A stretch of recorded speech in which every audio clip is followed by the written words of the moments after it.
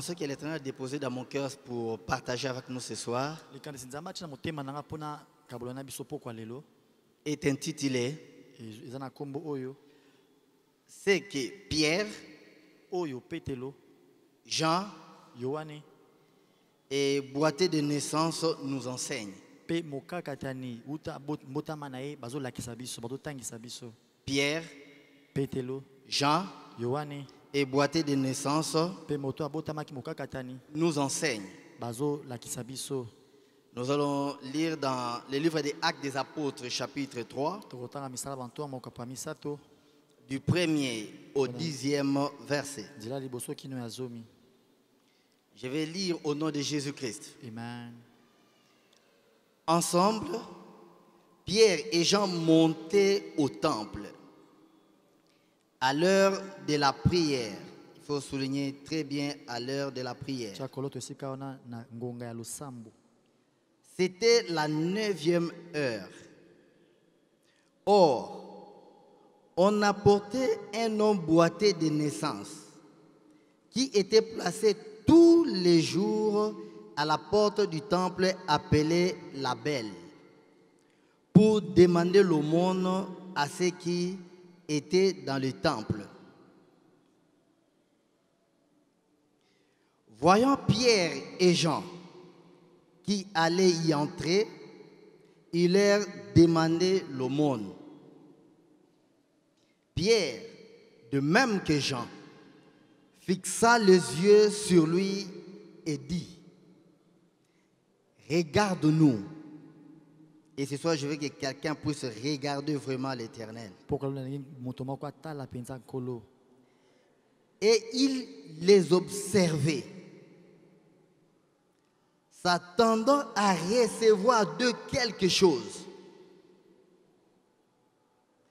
Mais Pierre lui dit: je ne possède ni argent, ni or, mais ce que j'ai, je te le donne au nom de Jésus-Christ de Nazareth. Lève-toi et marche. Les saisissant par la main droite, il le fit lever. À l'instant, ses pieds et ses chevilles devinrent fermes. D'un bond, il fut debout et se mit à marcher. Il entra avec eux dans les temples en marchant, sautant et louant Dieu. Tout le peuple le vit marcher et louer Dieu. Or, on les reconnaissait, c'était celui qui était assis à la belle porte du temple pour demander l'aumône. Et les gens furent remplis de stupeur et d'étonnement au sujet de ce qui lui était arrivé. Et les gens furent remplis de stupeur et d'étonnement sur ce qui était arrivé au boiteux de naissance. Dans ces passages de Actes chapitre 3, on est en train de nous parler de Pierre, Jean et le boiteux de naissance. Alors qu'après la Pentecôte, au chapitre 2, nous voyons l'apôtre Pierre. Après avoir expérimenté la plénitude du Saint-Esprit, il a pris la parole. Il a commencé à parler. Et après ce jour-là, il a gagné plusieurs âmes. Et au chapitre 3 maintenant,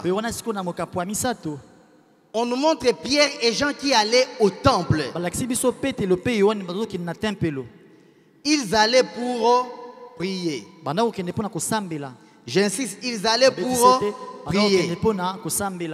Et je sais que quelqu'un ce soir est venu en ce lieu pour prier. Alors, quand ils sont arrivés au temple, ils ont vu juste un boiteux de naissance. La Bible précise que ce monsieur-là était chaque jour. Il y avait un groupe de gens qui l'amenaient toujours au temple. Parce que lui, dès sa naissance, il n'arrivait pas à marcher. Il ne pouvait pas faire des mouvements comme nous sommes, comme je suis en train de le faire. Il fallait qu'il y ait des gens pour l'amener chaque jour au temple. Et au temple, est-ce que ce monsieur allait pour prier? Non. On le mettait là-bas pour que quand les gens passaient, qu'ils puissent demander l'aumône afin qu'ils puissent vivre. Alors que Pierre et Jean sont arrivés, le boiteux de naissance demande quelque chose à Pierre et Jean. Pierre et Jean, Pierre a pris la parole. Il dit au boiteux, regarde-nous bien. Fixe-nous le regard. Lorsque Pierre dit au boiteux, regarde-nous, il veut dire, fixe vers nous ton attention. Pierre voulait dire, observe-nous très bien. Sois attentif. Amen. Et je sais que ce soir, en cela, il y a quelqu'un qui, lui, à la maison, il s'est préparé pour dire que moi, je vais contempler Dieu. Je veux contempler la gloire de Dieu. Lorsque Pierre dit, regarde-nous bien, il veut dire au boiteux de naissance, contemple-nous bien. Et Pierre savait ce qu'il allait faire. Pierre savait ce qu'il devait faire.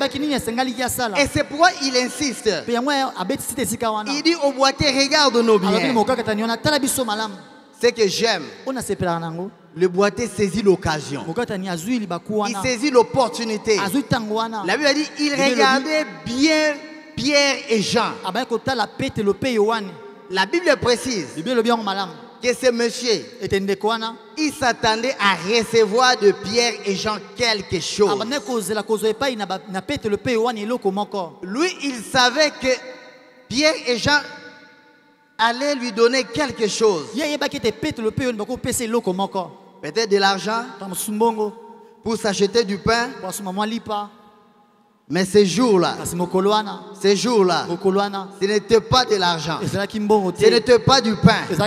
C'était au-delà du pain. C'était au-delà du pain.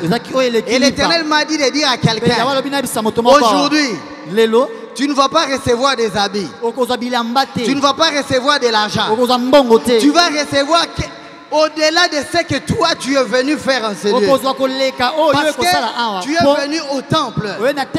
Ces boiteux de naissance étaient au temple. J'aime ça. J'aime ça. On ne l'a pas amené ailleurs. On l'a amené au temple.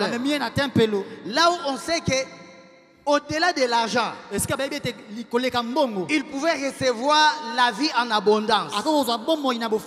Et lorsque Dieu décide ce jour-là de te faire du bien, aucune main ne peut s'opposer à ça. Je suis en train de dire à quelqu'un, lorsque Dieu décide de te faire du bien, aucune main ne peut s'opposer. Et je suis en train de déclarer dans la vie de quelqu'un ce soir, c'est qu'il ne va pas se terminer. Il va te faire du bien. Tout va dépendre de ton attention que tu vas porter vers Christ. Ne porte pas ton attention vers moi. Ce soir, je suis venu te dire, porte tes regards vers celui qui nous a appelés. Parce qu'il est au-dessus de moi. Il est plus puissant que moi. Il est plus puissant que ton père. Il est plus puissant que le chef de l'État. Il est au-dessus de toutes choses. Il est celui qui contrôle toutes circonstances. Il est celui qui a le pouvoir sur la nature. Il est celui qui peut dire à la mer, arrête-toi. Il est celui qui peut dire au vent, tais-toi. Et le vent peut se taire. Il est celui qui n'a même pas besoin de venir vers toi. Juste en utilisant sa parole. Et il te guérit. Parce que sa parole traverse le mur. Sa parole a la puissance de guérir au loin. Sa parole a la puissance de te visiter. Quel que soit le lieu. Quel que soit le lieu. Et ce jour-là, Pierre et Jean n'ont pas donné de l'argent. Pierre a dit, ce que j'ai, au nom de Jésus-Christ de Nazareth, lève-toi et marche. Je suis en train de déclarer dans la vie de quelqu'un ce soir, c'est le moment pour toi de te tenir debout et de marcher. Parce que l'Éternel a déjà déclaré. Parce que l'Éternel a déjà déclaré. Parce que l'Éternel a déjà dit un mot. Toi, tu as besoin juste de saisir la parole de Dieu. J'aime ce jour-là. Pierre a dit, c'est sur ta parole que je jetterai le filet. Sur ta parole que je jetterai le filet. Y a-t-il quelqu'un qui veut dire ce soir, sur la parole de Dieu, je vais jeter le filet? Et qui croit à la puissance de la parole de Dieu?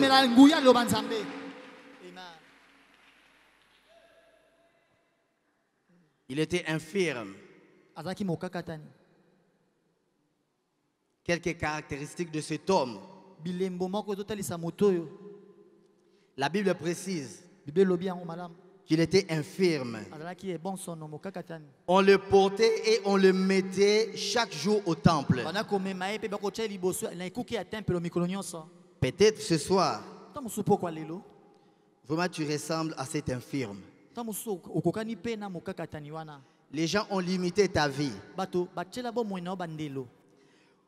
Peut-être sa situation enrichissait les autres.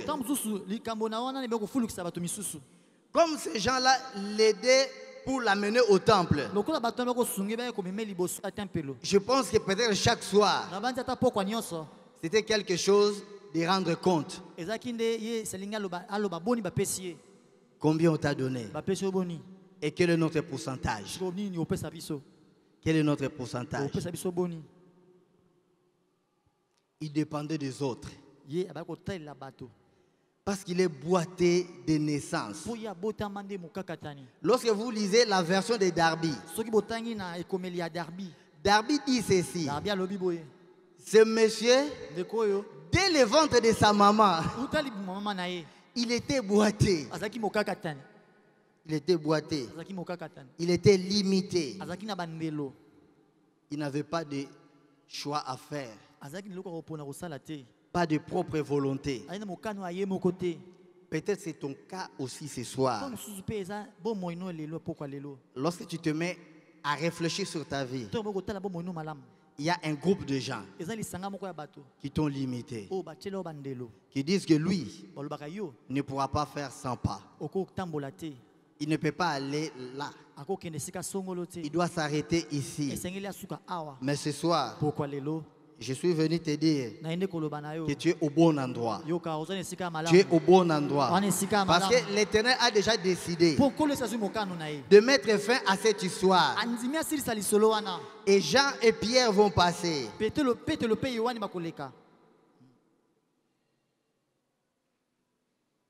Quelques leçons à tirer. Quelques leçons à tirer avant qu'on puisse entrer dans la réentrer encore dans la présence du Seigneur. C'est que Pierre et Jean nous enseignent et que la prière était une priorité. La prière était une priorité pour les disciples. Lorsque nous lisons dans Actes chapitre 6, verset 4, la Bible dit ceci. Lorsque Pierre dit aux autres, choisissez-nous 7 personnes de qui leur rendre un bon témoignage. Et ces gens vont s'occuper des affaires du temple. Nous les apôtres, on va s'occuper uniquement de la prière et de la parole. La prière était une priorité. Raison pour laquelle notre papa ne cesse de parler, de marteler sur la prière. Pierre a insisté la prière et la parole. Parce que la prière et la parole marchent ensemble. Une personne qui ne médite pas la parole va sécher. Va sécher. Et Pierre a dit, nous allons continuer à prier et à annoncer l'évangile. Est-ce ta vie ce soir? La prière doit être une vie pour quelqu'un. Tu ne dois pas prier tantôt plus tôt. Aujourd'hui tu pries, demain tu ne pries pas. Mais la Bible montre que même Jésus-Christ, c'est quelqu'un qui priait. Il travaillait la journée et deux fois il s'est retiré de la foule. Il allait à la montagne pour prier, chercher la face de Dieu. Un chrétien qui ne prie pas sèche. Tu vas sécher. Tu es sans vie.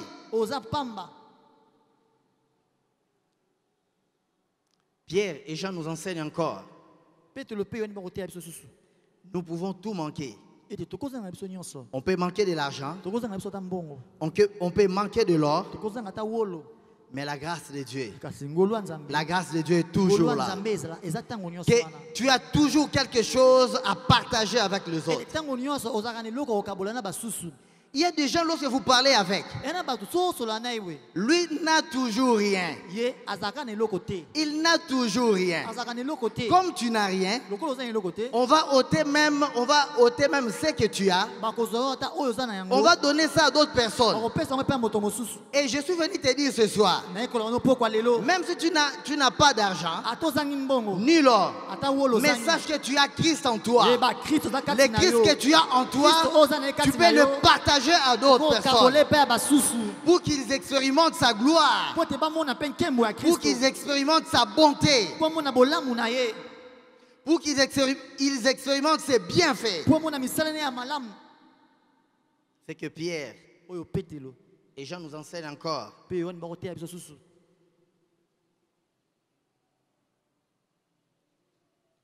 L'argent ou le bien matériel ne peuvent jamais nous satisfaire. L'argent ou le bien matériel ne peuvent jamais nous satisfaire. Vous savez pourquoi? La satisfaction d'un besoin engendre toujours un autre. Tu sais, quand tu as commencé à travailler, tu te disais, si on me paye $500, je pense que je serai en mesure de résoudre tous mes problèmes. Et on a commencé à te payer $500. Après, tu te dis, qu'on ajoute encore. Si on me donne $1000, je serai en mesure de résoudre mes problèmes. Dieu te fait grâce. On t'élève. On te donne $1000. Tu as encore besoin d'avoir $2000, $10,000. La satisfaction d'un besoin engendre toujours un autre. Raison pour laquelle vous allez voir que les boîtiers de naissance n'étaient jamais satisfaits. Parce qu'on l'a mené au temple chaque jour. Pour faire quoi? Demander le monde. Demander le monde. Demander le monde. Et il n'était pas satisfait. Alors je vais te dire, L'homme ne peut jamais te satisfaire. Une Une femme ne peut jamais te satisfaire. La La seule personne qui peut te satisfaire, qui a la garantie de te satisfaire, qui peut te satisfaire au-delà de ton entendement, c'est Jésus-Christ de Nazareth. C'est Jésus-Christ de Nazareth. Lorsque tu passes près de la croix, tu ne restes pas la même personne. Il doit y avoir un changement. Vous voyez que le boîtier de naissance, lorsque vous lisez dans Actes chapitre 4, verset 22, la Bible dit, ce monsieur-là avait plus de 40 ans. Je pense même que quand Jésus était vivant, lui aussi était là. Christ est mort, ressuscité. Lui, il était toujours boité. Et on l'amenait toujours au temple. Pas de satisfaction en dehors de Jésus-Christ. Alors, qu'est-ce qui se passe? Dans Actes chapitre 3, verset 6. Lorsque Pierre dit, c'est que j'ai, au nom de Jésus-Christ de Nazareth, lève-toi et marche. Écoute ce qui se passe. Il a reçu un tout à coup. Il a reçu un tout à coup qui a changé sa vie. Et il s'est tenu debout. Il a commencé à marcher. Il a commencé à marcher. Lorsque un tout à coup, lorsque tu expérimentes un tout à coup de la vie qui vient de Dieu, tu ne restes pas la même personne. Tu ne restes pas la même personne. Et je suis en train de déclarer dans la vie de quelqu'un ce soir, il y a un tout à coup qui est en train de venir. Il y a un tout à coup qui est en train de te visiter. La Bible dit ceci. Dans Actes chapitre 2, ils étaient tous au temple. Ils attendaient l'arrivée du Saint-Esprit. Ils ont entendu un bruit, un tout à coup. La Bible dit ils furent tous remplis du Saint-Esprit. Et ce soir, le même esprit qui a visité les apôtres est là pour te visiter. Il y a un tout à coup qui va se passer dans ta vie. Tu ne vas pas comprendre. Tu ne sauras pas l'expliquer. Parce que les choses de Dieu, des fois, on ne sait pas expliquer. On réalise seulement qu'il m'a fait du bien. Qu'il m'a fait du bien. Ton chef qui t'empêchait de progresser, lui-même aussi ne veut pas comprendre. Parce que la puissance de Dieu va toucher son cœur. Il va dire, amenez-moi les livres. Apportez-moi les livres. Je vais signer. Je vais signer. Parce qu'il y a quelqu'un au-dessus de toute chose qui a décidé de tout à coup change nos vies. Je vais dire à quelqu'un, ne te contente pas seulement de ce que les hommes te donnent. Ne te contente pas seulement de ce que les hommes te donnent, mais contente-toi de ce que Dieu te donne. Ce que Dieu te donne surpasse tout. Surpasse tout. Ce que Dieu te donne amène la paix dans ta vie. Amène le bonheur dans ta vie. Ce que Dieu te donne, ça change tout. Il est en mesure d'ôter la pierre pour que toi tu puisses sortir. J'aime ces jours-là. On a pris Daniel. On l'a jeté dans la fosse au lion. Parce qu'il priait. Parce qu'il voulait craindre le nom de Dieu. Ses ennemis avaient cru que c'était fini pour Daniel. Le roi ces jours-là n'a pas fermé l'œil. Le roi n'a pas fermé l'œil. La Bible dit, le roi voulait faire du bien à Daniel, mais il ne pouvait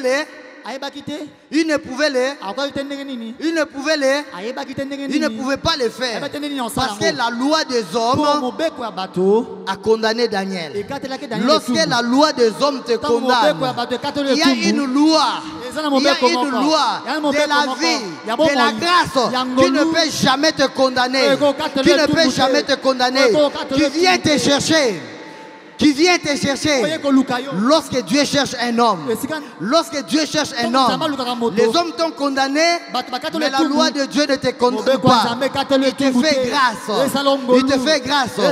Raison pour laquelle En lisant cette portion des Écritures, vous allez voir comment Pierre a étendu sa main vers le boîtier de naissance. Donne-moi ta main. Je suis en train de dire à quelqu'un, de la même manière que Pierre avait étendu sa main pour soutenir le boîtier de naissance, ce soir l'Éternel a sa main. À sa main. L'Éternel t'étend la main. Il t'appelle. Il t'appelle. Il est en train de te soulever. Il est en train de t'élever. Il dit lève-toi. Lève-toi. Commence à marcher. Parce qu'il a décidé. Parce qu'il a décidé. Parce qu'il a décidé. Y a-t-il quelqu'un ce soir qui dit je veux prier parce que le Seigneur a décidé?